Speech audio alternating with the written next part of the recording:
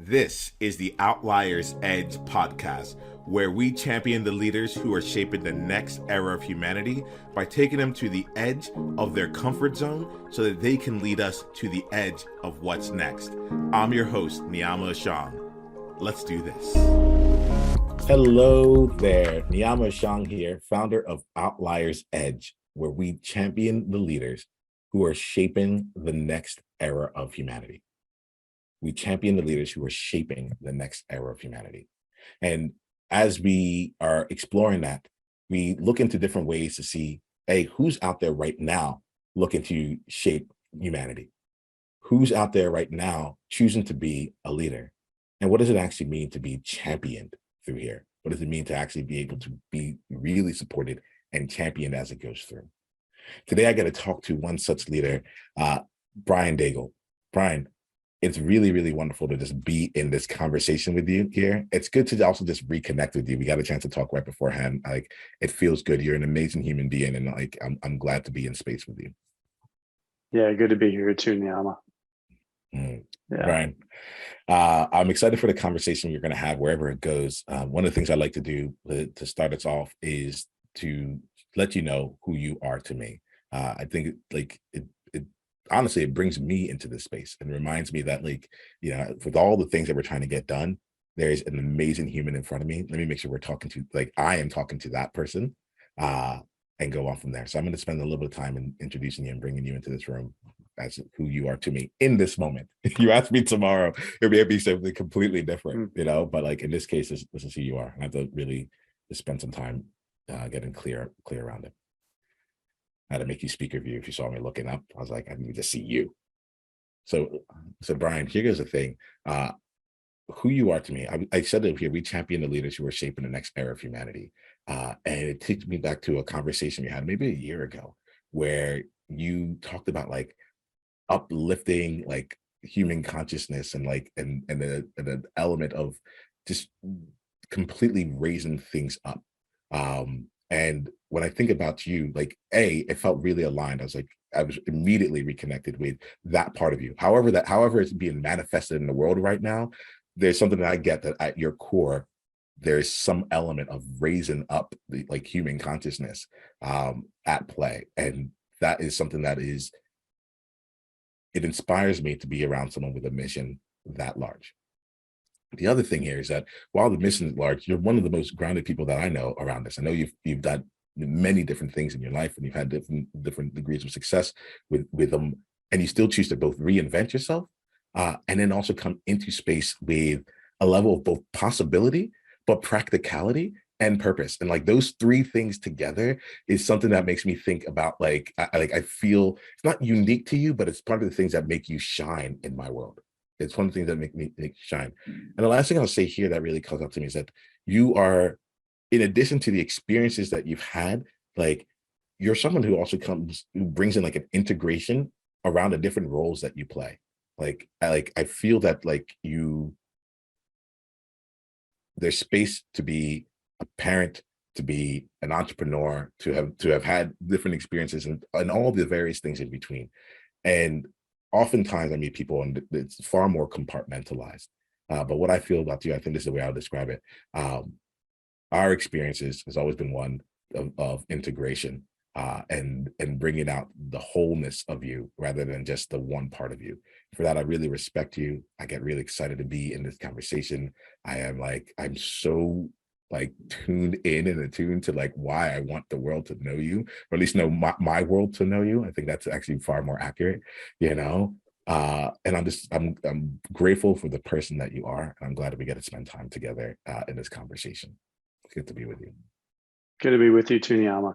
You know, as you were speaking, you know, I see our shared experiences, right? You coming from your background and becoming what you've become, me, you know, coming from my background, and also, you know, how I think we're both showing up, trying to create more holistic ways of being, you know, and challenging people to that. Yeah. So I'm excited.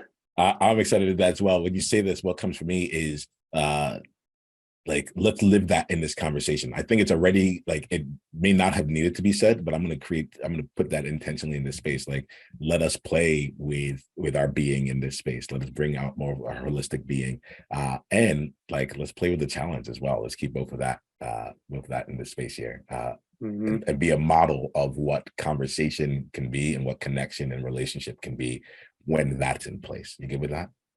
Cool. Let's do it. All right, awesome. So Bryan, I shared with you like who you are to me, and I want to give you some space to just talk a little bit about like either how you see yourself or how others see you out in the world here. So will you speak a little bit about like who you are? Yeah. I think I'm going to start from a holistic approach since we've already kind of tapped into that. I am an entrepreneur. I'm a coach. I'm a father of a toddler. I'm a partner to my wife. And, in all of those realms, and they're not disparate, right? Like, we're one whole human being. So who I show up as on a Monday is the same person I'm trying to be on a Sunday, right? And that's challenging to be that way sometimes. So I have a lot of different roles, and I am trying to, one of the questions you had sent me over before is like, what do you want to do in this life? And I'm trying to make an impact. I'm trying to be the best person I can be, and I'm trying to build deeper relationships with the people I care about.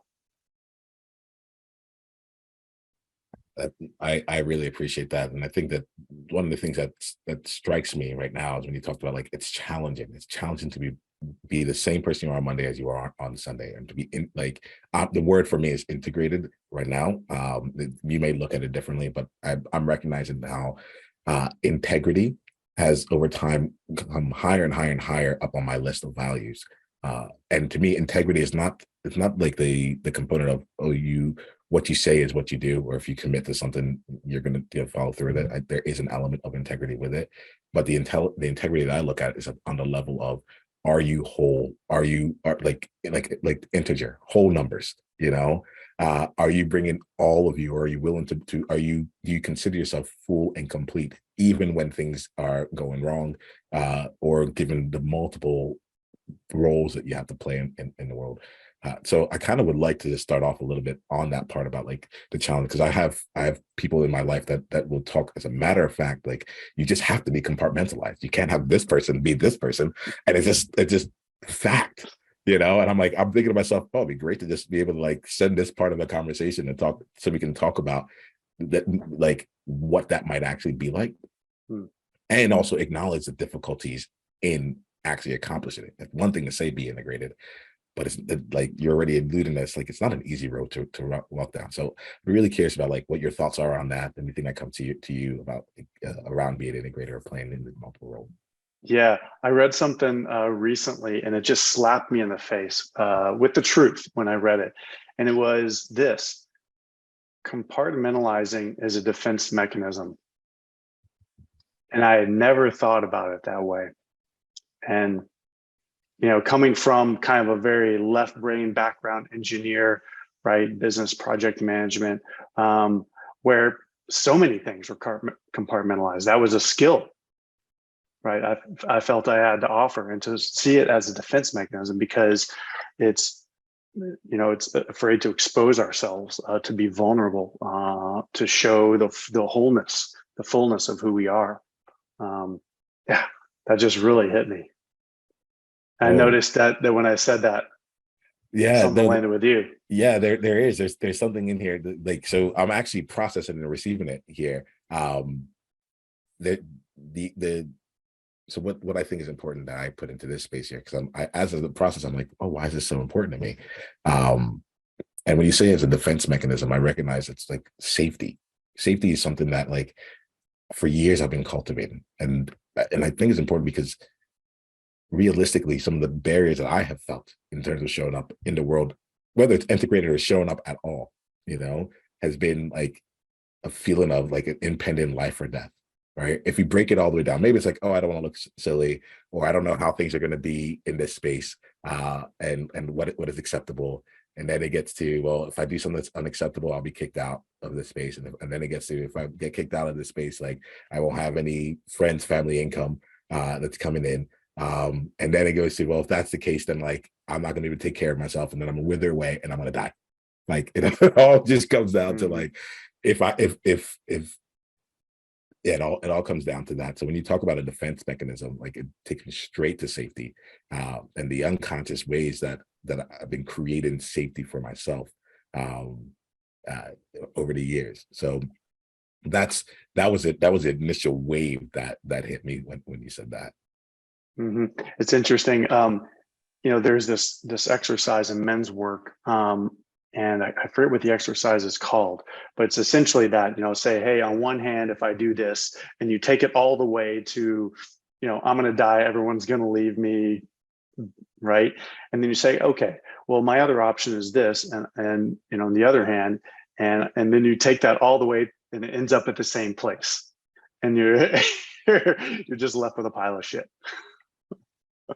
Yep. Yeah. And that's kind of why I like coming into this, because it's almost like when that's the case there, to me, when I hear like being left with a pile of shit, I'm like, okay, well then let's create something different, let's see what else is there. So compartmentalization is a defense mechanism that slapped you across the face with the truth. I have a backhand. I'm like, yeah. It felt like it was like rude. Like, face was a little red after that one. Yeah. Tell me a little bit more from there. Like, how have you been like working with that? How's that like informed or changed some things? Like, I'm just, it makes sense to me. I'm kind of curious how you've been applying and making that real, even just in small context. Yeah.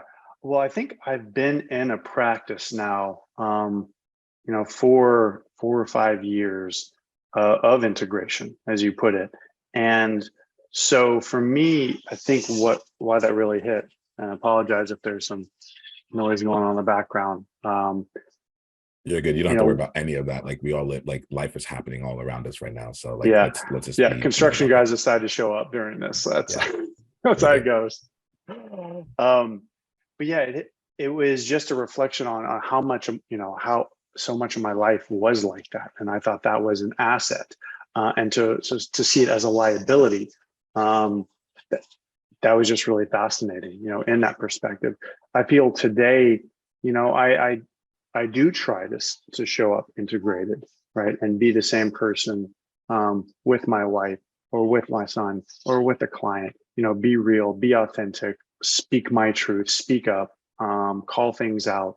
And am I 100% successful? No, right? But that's my vision. And that's what I'm working towards. And I think for the most part, I'm like, 95%. And that's pretty damn good. That's good. I should spend time doing like statistical analysis. I'm like, and like, if we have the p-value of 95%, like, I'm like, oh, that's a yes.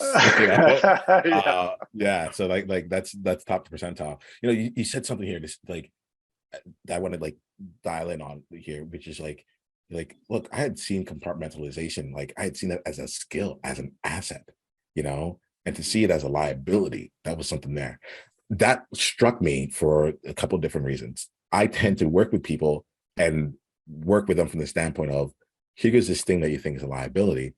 Let's talk about how we can like position this and actually leverage it as an asset. So I tend to be someone that is working on the the other way around. I know you as a powerful coach often do the same. But I also love this element, like, and it's come to me in real time, like just seeing the completion of it. It's not just one direction. It's not just liability to asset, but it's also asset to liability, and the entire range in between, the entire spectrum in between. I say often that like too much of a good thing can turn to bad, And so I as we're talking, I'm like, oh, I don't actually want to vilify compartmentalization. Like as an overall, there are times where it's incredibly useful. There are times where it is an amazing asset in who you're being as a person, or in creating relationships, or in transformation, or like really making change. It may not be the best tool for the job at that time. Doesn't mean it's not a useful tool, but it may not be the best tool for the job. That's something that right now, as we're talking, I'm feeling myself kind of give more space to like to both ends. Like, can you be compartmentalized when that's the best tool, and can you be integrated when that's the best tool, and can you be integrated, and can you choose and have the agility to pick and choose and spend more time in the place where you're coming in full versus like having to stay siloed or cut off as it goes along. These are some of the things that are flowing out of me right now. What's coming from you as I go here? I think that's a very enlightened way to look at it.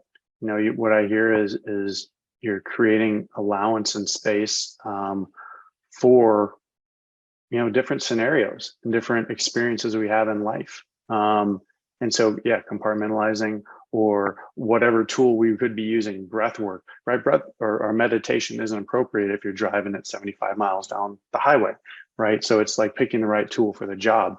And I think for me, it's, you know, again, going back to that quote is, and why it was shocking to me is just that, because I think so much of my life was compartmentalized, right? And now it's maybe a tool I bring in when I have to, right? Okay, having a kid, he just peed in my pants because I'm potty training him. Okay, you know what? I'm gonna have to cut that off and go deal, you know, go talk to a client right now, right? So at that point, it's too real on asset. that. You know, I appreciate that. I it's really great to. I love how like we can have like one sentence that if we allow it to play out can actually give us a whole new paradigm, or at least another lens of things to look at.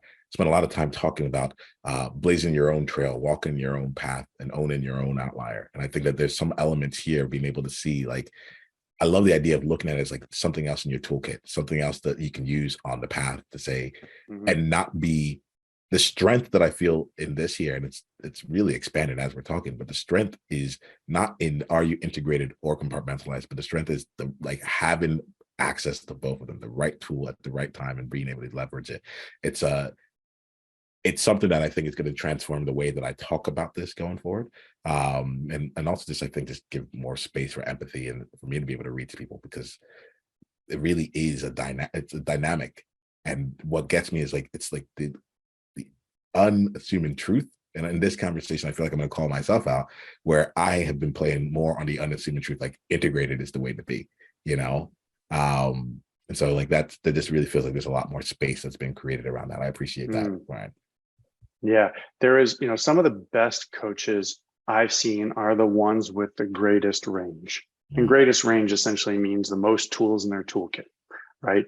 They can be in your face and aggressive. They can be laid back and chill. They can push you, you know, or not. And just having different, that's what was coming up for me, is just having different tools in the toolkit and having that range, and not only for coaches, but as a person too. Right. Yeah, that feels good. Thanks. I'm glad we got to explore that. My sense and desire right now is to go in a different direction at this point. Cool.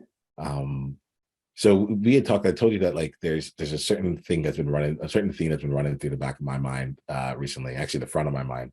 I've been on a quest to take on like the things that are scary. And it started out from a standpoint of a situation with a client where, you know, she said something to me. She's like, this feels scary to me. I'm like, for you, that's not scary. Like for you, it's work and it's challenging, but it's not scary. You know, like let's play, like I know some of the goals you have. Like if you actually went for one of those goals, I think that would be scary rather than going around it. And so I want to bring in, I want to play in that space a little bit with you here, and let's see where the conversation goes. But like, I love to bring in like that element of like, well, let me ask you this, like, what are you working on right now that scares you? And however however that resonates, bring that into the conversation. Yeah, this is a really interesting topic for me. You know, because I've had a lot of fear in my life. There have been a lot of times when I've been scared. And I think in a lot of those instances, courage has won out. You know, so the balance is slightly tilted towards courage, but I've experienced a lot of fear too. So the question is, what am I working on today that's scary? Can we really pause real quick as you're bringing that to you? I'll give you space Yeah. for that. But I love the statement you said, like, because there's gold in that, right? It's like, it's not that, if I'm getting you right, you're like, if there's 100 times of being in fear, maybe 48 of them have been like, I've let fear win, and 52 have let courage win. But it's made all the difference. It's like, because I'm looking at him like, and yet he's here in this moment, in this space, with the success that he's had, and he's not saying that he's like courageous 100% of the time, but like it actually has just been like, luckily, yeah, probably not even half, if I'm 100% honest. yeah, Right. Okay, yeah, let's talk, So, yeah. what's coming up for me is like the venture capital model of making money, right? You Yeah, I invest know in it. 10. Okay, well, basically, you invest in 10 businesses, super risky businesses, and you're hoping that one, 5 of them are going to go defunct. Maybe 3 of them are mediocre, but you're really hoping for like 1 or 2 to become the Uber, the Google, or whatever it is, right? And so I think courage is kind of like that. The time you take courage, if I'm courageous on 10% of my choices, then that has an outsized impact that more than makes up for the 9 times out of 10 I did not choose to step into courage. And so I think those moments are really powerful, have been really powerful moments for me when I was 25 and decided to quit my job, 6-figure job, to start a company and do something that no one had ever tried before, right? Or even to become a coach. Like, is anyone going to listen to a 30-year-old, to become a coach? But those decisions have reaped dividends for decades in some cases. So like, I would love to like slow down, because I like, and this to me feels like we're talking about something that feels like a principle, like a good principle in life, and I'd like to try and keep making it real here. So let's go back now to the question of like, what is it that you're taking, what product you're taking on that scares you, or we can go back to like one of these times that you did do something. I think there's something about this here. I want to know more. I'm very curious about like when you started out the business, and like, and those transitions, and something that's been coming up in conversation with me has been like, again, safety is my thing. I'm like, the past is safe because it's already happened. The present and the future, and like really the present, like that's where like there's even still the potential of risk. And so I think it'd be great. Yeah, this is what's come to me right now. Like, I want to go because I'm curious about that. I'm like, oh, there may be some good takeaways from people through that part of the conversation. But I actually think like the more powerful takeaways would be like, with what you have coming up now, with the person you're choosing to be now, how do you still stay integrated? How do you still like take courage? How do you still do all these things in the actual practice of it in real time, rather than the story of it afterwards? Are you good to play a little bit like that? Yeah. What's coming up for me is, I don't know if there's anything I'm really scared about at this moment. There are, I think, 3 areas that were coming up for me, or 3 things I'm doing specifically as a coach that are uncomfortable, that are new, that are definitely playing at my edge. I'll give, one example is, I'm launching a group. I started doing group coaching this year. That was something I was scared of for a long time, was doing group coaching, and did it. It was actually a lot of fun, which is often how it turns out, right? When you ride the scary roller coaster, you're like, oh, that was actually really fun. I want to do that again.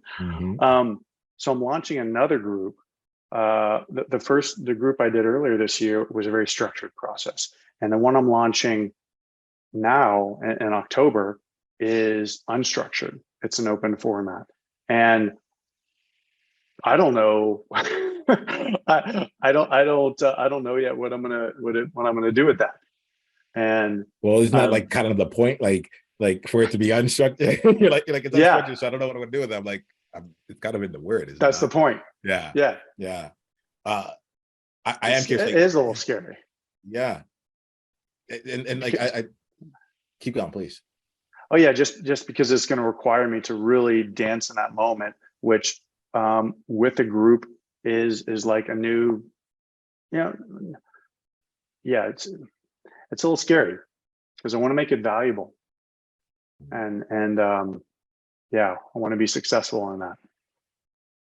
Yeah, when I hear you, so it's fun, Bryan, because what's happening for me as we talk is that like it's like I almost always come. I feel like I'm coming from the opposite side most times. I'm like I can do unstructured every day, but like I was taking on. So what might be the equivalent of me doing that? Like I'm hearing for you, you had something structured, and now you're leaving it to more of an open forum.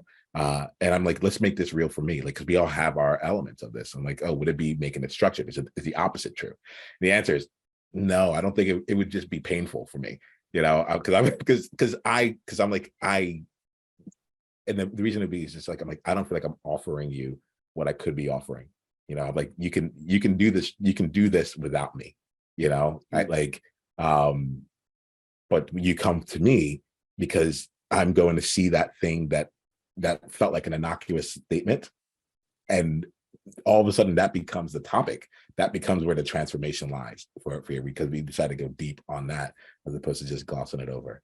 But I'm in this exploration as you talk about this here to see what are the components in my world right now where I can actually add in places where courage may be required, or at least courage, maybe not even required, but like there's that 10% investment, like, hey, is there a way that I can do this next thing with and infuse some element that requires me to have to be courageous, as opposed to like, okay, yeah, this is different, it's uncomfortable, it's challenging, but not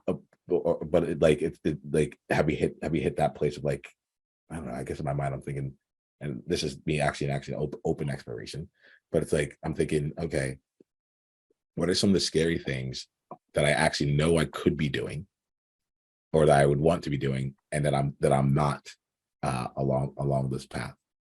So I'm going to leave some of that open here. Tell me more about like what you're building right now. You tell me about like the process that you're going through. I'm actually still really curious about like that first group that you had, that like going through that part of courage around there. But I am letting you know as things go on, I'll just keep bringing in some of the things that are flowing through me to see what, if anything, might be really interesting to go diving deeper down on as well. All right. Well, I was curious if anything was coming up for you with that question you were asking yourself. Is there something scary in your life that you're going through? Okay, so give you two things. Remember the question, but first I'm going to just I just need to acknowledge you real quick here, because you just did one of the things that I really appreciate. So I talk about like my world, like in Niiamah's world, rhetorical questions don't live, right? So I basically say I answer every question. So and so there was something coming up. Yeah. So it's more in lines of like I usually catch up for others. Like, well, what will happen if this comes out? I'm like, well, actually, let's just answer that question. What would happen, right? Similar to what you're saying with the men's work, like you just play it out, right? And so right now I'm feeling appreciation towards you, because that's something I often do for others that I don't often get back, and it's something that I think I like. A part of me is like, I really crave that, to like for someone to capture that, like I just put a question out there that's running in the back of my mind, and it'd actually be meaningful to just slow down and come up with an answer for it. For now, it might change, but like to just take it out of the ethereal, out of the nebulous, out of the infinite possibility of destruction and doom and despair, and just get real with it, and try and essentially articulate it, because I think in speaking it out, or at least writing it, taking it out of the head, it makes it real. Makes it tangible, and with something tangible, you can actually navigate and create new paths to in a way. So please respond to that if there's something that's coming to you, and then I would love to hear the question again, and I'll answer it. I think it's important. Before I was a coach, I was an entrepreneur, and I think it's important to find peer groups for this very reason. When I was an entrepreneur, it's lonely at the top. Or the joke I have is it's lonely at the top of Maslow's hierarchy. So like it's important to find people you can connect with, and that can give you back what you so often give to others. Right. And that's what I really heard in this one, was like, oh yeah, let's like, oh, I get to get some of that love, or that question, that curiosity. I get to get some of that for myself. Yes. Right. And I think that's really important. To be a good coach, to be a good therapist, to be a good entrepreneur, is to make sure and find those spaces where you can receive some of that as well. Yeah, no, to me, I feel like it's a really important place of just being a leader, you know, that like, and in the spaces where leadership is required, regardless of how you're playing it with other people, like that space is really there. So let's take it from here. It was nourishing to receive it. I also wanted to make sure that I reflected it back, because it was just a thing that you did. You told me that you're like, hey, I'm really enjoying challenging and everything like that. It was just a thing that you did, and it could have just been a moment and moved past with it.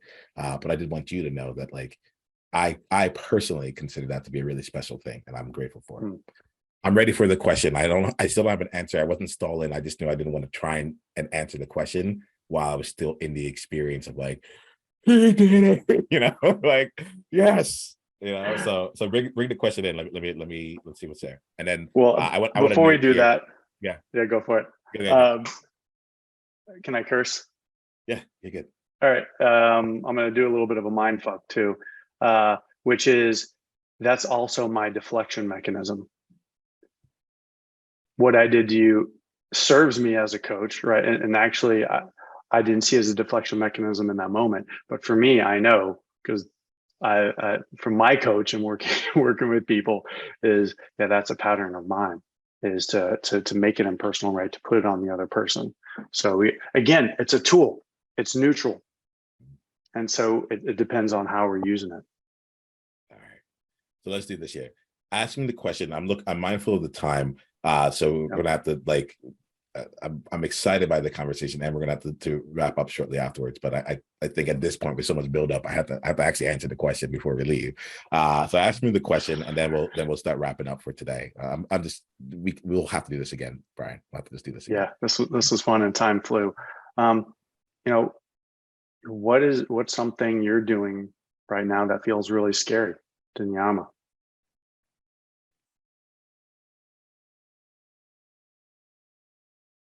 Okay.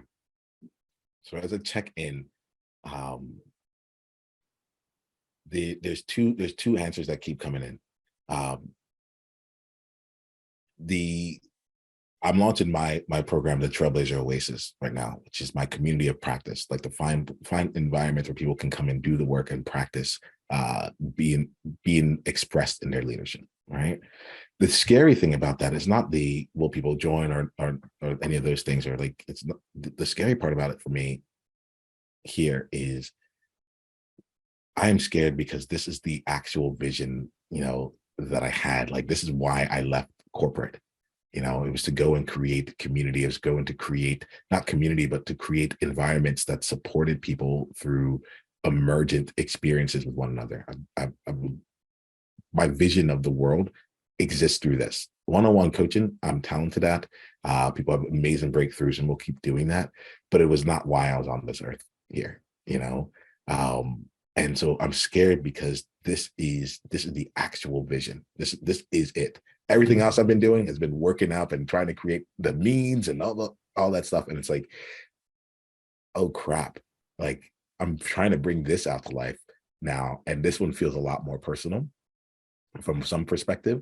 And also just like, it also feels like I'm stepping up into like the higher level of gameplay that I actually see myself being capable of. So that really said, like, so for me, the scary part is staying true to the actual vision, staying true to like, what do I need to do to make the vision successful versus let me change the vision based on what other people have found to be successful. And then the other part that also flew out of me when I was thinking about what am I doing that's scaring me right now. There's some elements of it, like, what's scaring me is like almost like having this kind of conversation with you, having this conversation, like going back to my world of like of people here, and like I'm reaching out to people that I haven't done in a while that may or may not even know me as a coach, you know? And like, I feel like I really value my relationships, and I'm really like concerned with if like coming off the wrong way and taking a 10-year relationship where I'm like, I want to like bring you into my world and bring the gifts that I have to you. I'm afraid of bringing my gifts to people because I'm afraid that it's going to like deteriorate the relationship. So it's easier for me to go out and talk to some random stranger, even though that like we have to start from almost scratch on that. So right now, that's one of the things that really scares me inside of my business, to like just in life, to just say like, wait a minute, I'm going to go to the people that I know or that have known me, and I'm actually going to put my flag in the sand. I'm loud and I'm out in the world, but like I'm very good at being invisible to people who already know me. I'm really good at that, you know. That's your hand there, I'm with right? you. I just raised my hand for those who are listening. Yeah. As a way of saying, yes, me too. Yeah. Yeah. That feels like the truth right now in terms of what's happening. Like to actually do what it is that I feel called to, and to learn what it is to make that vision successful. I don't mind like augmenting it, making things to make it better, but like I have too often lowered the vision as opposed to increased the effort, or increase, find more alignment, so on and so forth. And then the other part of it being like, yeah, what will happen as I go back out to my world as this now? Mm-hmm. I appreciate it because I say it, and like the second one in particular, I'm like, that's so I'm sure they're all going to be like super happy for me and all that stuff. Like now that I say it out loud, like in this context, but oh yeah, it definitely has been running me in a lot of different ways. Yeah. That's interesting. I mean, I share a lot of that experience reaching out to people I know. Has been that's more challenging than reaching out to strangers, right?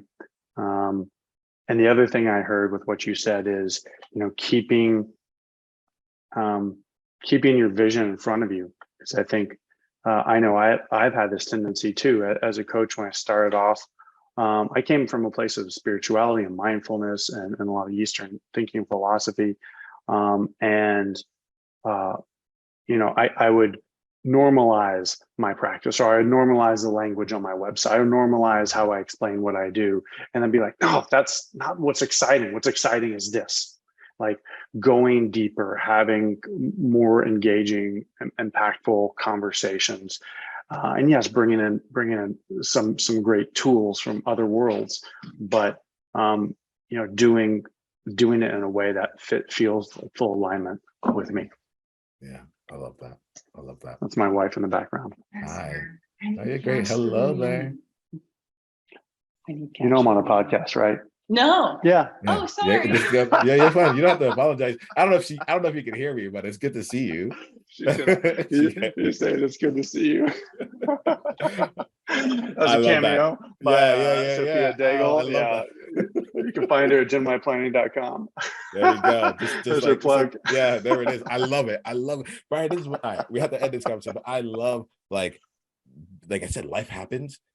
And to choose in that way, to like use the tool of like, hey, by the way, there's also opportunity here. Like let's give some space. I think I was talking at the same time, or laughing at the same time when you were making the plug. Let's give the plug real quick, and then we'll wrap up here and then go. Like I'm gonna honor that moment. You stepped into it and you owned that, so I'm gonna honor it there. What's the plug? Well, there's always different ways to handle things, and there are times in my life when maybe I would have handled that differently. And so I'm appreciating that that's the way I handled it this time around. That's Sophia Daigle. She's a financial planner for Gen Y, and her website is genYplanning.com.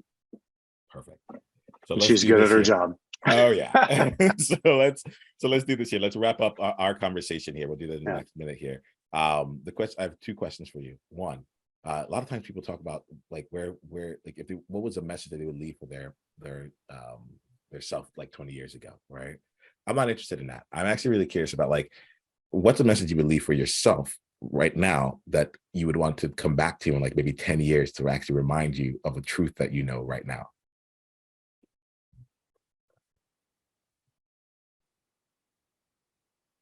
All right. So some wisdom I would leave for myself right now that my future self could come back to and see.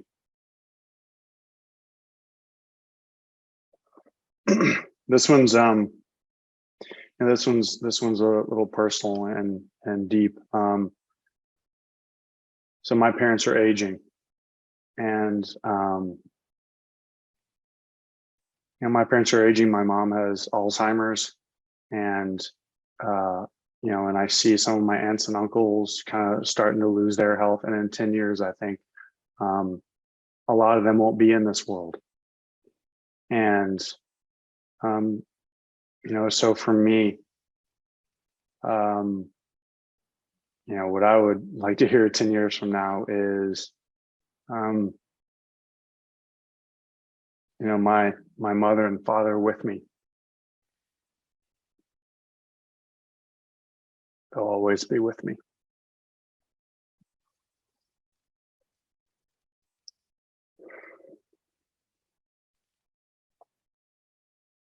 Didn't expect that.